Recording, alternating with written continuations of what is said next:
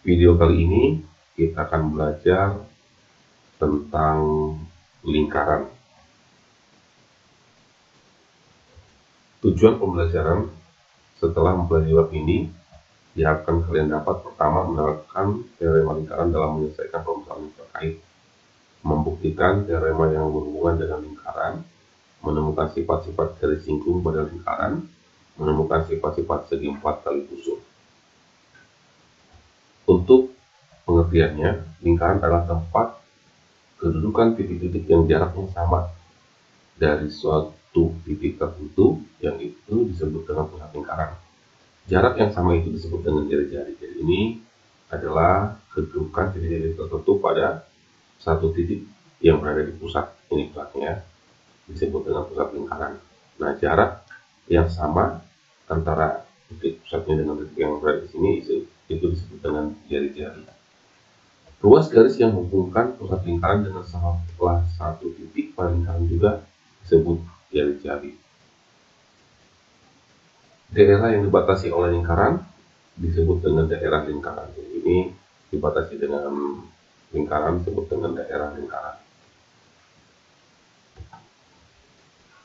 Yang pertama kita akan membahas mengenai lingkaran dan busur lingkaran. Jadi ada 3 bagian dalam video ini, tapi pada saat ini kita akan belajar mengenai lingkaran dan busur lingkaran. Pada masa sebelum adanya GPS, Global Positioning System, mercusuar dibangun untuk menolong kapal bernavigasi sehingga tidak menabrak karang. Daerah yang diterangi oleh lampu mercusuar berbentuk daerah lingkaran. Kapal bernavigasi dengan memanfaatkan perhitungan sudut yang akurat sehingga dapat berlayar dengan aman. Bagian dari lingkaran disebut dengan busur lingkaran. Di bagian dari lingkaran ini A, B, C disebut dengan busur lingkaran. Busur yang lebih kecil disebut dengan busur minor pada gambar berwarna biru. Dan bagian yang besar disebut dengan busur mayor berwarna merah. Jadi ini minor, busur yang kecil, dan ini mayor, busur yang merah yang besar. Jika hanya disebutkan kata busur, maka yang dimaksud adalah busur minor. Jadi kalau berbicara busur, kita melihat adalah busur yang paling kecilnya. Besarnya busur BC yang ini ditentukan oleh besarnya sudut BAC. BAC. Titik A disebut dengan pusat lingkaran. Perhatikan gambar berikut. Ini adalah sebuah lingkaran. Dikatakan sudut A disebut sudut pusat. Sudut A disebut alfa. Disebut sudut pusat yang menghadap pada busur BC. Sudut pusat adalah sudut yang titik sudutnya terletak pada pusat lingkaran. Dan kaki-kaki sudutnya adalah jari-jari lingkaran. Jadi inilah yang disebut dengan jari-jari lingkaran. Ya. Lalu yang kedua, sudut theta disebut sudut keliling yang menghadap pada busur BC. Ini disebut dengan sudut keliling yang menghadap pada busur BC. Sudut keliling adalah sudut yang titik sudutnya terletak pada lingkaran dan kaki-kaki sudutnya berupa tali busur. Jadi ini yang M begini disebut dengan tali busurnya. Apakah kalian ingat apa yang dimaksud dengan tali busur? Tali busur adalah ruas garis yang menghubungkan dua titik pada lingkaran ya. Jadi ini disebut tali busur, yaitu BM dan CM. Kita akan mempelajari pemahaman yang pertama. Di sini ada sebuah kolam berbentuk lingkaran. Pada salah satu bagian kolam ada perosotan. Pengelola ingin meletakkan lampu sehingga daerah perosotan selalu terang. Jika daerah yang ingin diterangi ditampilkan sebagai busur lingkaran berwarna biru, busur lingkaran tersebut besarnya, ini ya. Jadi busur lingkaran tersebut adalah besarnya sudut alfa ini.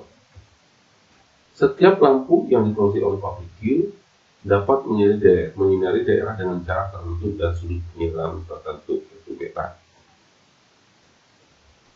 Ini ya. Lampu taman dengan sudut penyinaran 30 derajat diletakkan pada titik M. dan dapat menerangi perosotan pada biji. Di mana saja pengelola dapat memasang lampu yang sama dan tetap menyadari perosotan pada biji. Jadi dimanapun posisi dikatakan lampu diletakkan, baik di sini, baik di sini, baik di sini, dia akan tetap menyinari BC ini ya, BC ini. Jadi ini gambarnya. Jadi M ini dimanapun kita letakkan, karena memang dia sudut penyinaran 30 derajat, maka dia tetap akan menyinari posisi BC ini, yaitu perosotan itu. Pemahaman yang kedua, dikatakan Rani dan Nyoman juga ingin membuktikan hasil pengamatan mereka tentang hubungan sudut pusat dan sudut keliling pada lingkaran. Ini ada sebuah gambar. Pertama-tama perhatikan kasus khusus saat AC melalui titik O. Saat AC melalui titik O, titik pusat ini. Ingat bahwa AC artinya luas garis AC. Jadi AC ini adalah luas garis AC. Maka didapat panjang OA sama dengan panjang OB. Ya, kenapa panjang OA ini sama dengan panjang OB? Karena ini adalah merupakan jari-jari lingkaran. Dan AOB ini bisa dikatakan menjadi segitiga sama kaki karena panjang AO sama dengan panjang OB. Lalu sudut OAB sama dengan sudut OBA karena segitiga AOB adalah segitiga sama kaki. Jadi sudut yang ini, sudut BA ini dan sudut B ini sama besarnya itu alfa. Ya, sudut alfa ini. Sudut AOB sama dengan 180 derajat dikurangi 2 kali alfa. Jadi 180 derajat dikurangi 2 kali alfa. Karena jumlah sudut dalam segitiga adalah 180 derajat.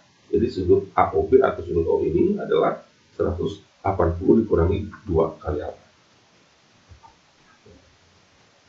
Lalu sudut AOB bisa juga dikatakan sama dengan 180 derajat dikurang sudut BOC. Jadi sudut AOB adalah 180 derajat dikurang sudut BOC. Karena sudut AOB adalah lurus dari sudut BOC. Maka didapat, kalau kita gabungkan 1 dan 2, 180 derajat dikurang sudut BOC sama dengan 180 derajat dikurang 2 kali alfa. Maka didapat means sudut BOC sama dengan 180 derajat dikurang 2 alfa dikurangi 180 derajat. Maka didapat negatif sudut BOC sama dengan negatif 2 alfa.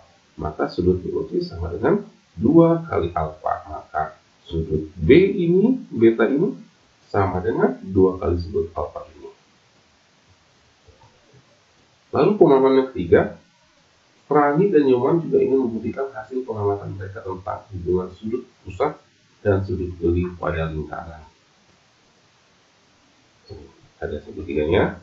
Pemahaman ini khusus untuk sudut keliling yang menghadap pada diameter lingkaran ACB. Jadi ini diameter lingkaran ACB menghadap pada ACB ya.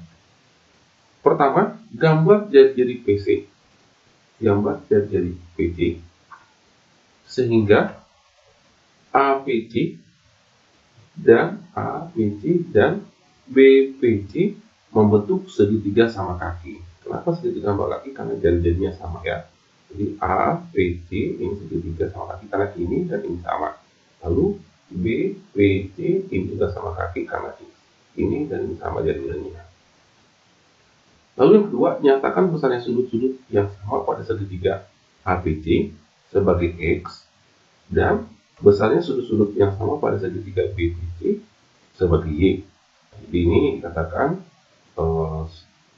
segitiga APC dinyatakan pada X derajat dan segitiga BPC yaitu dinyatakan Y derajat. Sehingga didapat sudut A sama dengan X derajat, sudut B sama dengan Y derajat, dan sudut C adalah X derajat ditambah Y derajat, ya. Karena ini segitiga sama kaki, maka sudutnya ini harus sama. Sudut A dan sudut C sama, sudut B dan sudut C itu juga sama. Maka sudut C secara keseluruhan adalah jumlah dari sudut X derajat ini ditambah Y derajat ini. Kita perhatikan sini, sudut ACB sama dengan X derajat tambah Y derajat. Maka sudut A ditambah sudut B ditambah sudut C adalah 180 derajat, karena jumlah derajat dalam segitiga adalah 180 derajat besar seluruh sudutnya, ya. Maka kita ubah sudut A itu menjadi X derajat, sudut B itu menjadi Y derajat, dan sudut C itu adalah X derajat tambah Y derajat. Jadi keseluruhan jumlah ini adalah sama dengan 180 derajat. Kita samakan yang variabel sama. Di sini X derajat dan X derajat ada 2, maka jadi dapat 2 X derajat, ini maksudnya X derajat, ya, ditambah 2 Y derajat sama dengan 180 derajat. Maka dapat 2 kali X derajat ditambah Y derajat sama dengan 180 derajat. Maka X derajat ditambah Y derajat sama dengan 180 dibagi 2, yaitu 90 derajat. Sehingga sudut C, yaitu X derajat tambah Y derajat itu sama dengan 90 derajat, membentuk sebuah sudut siku-siku.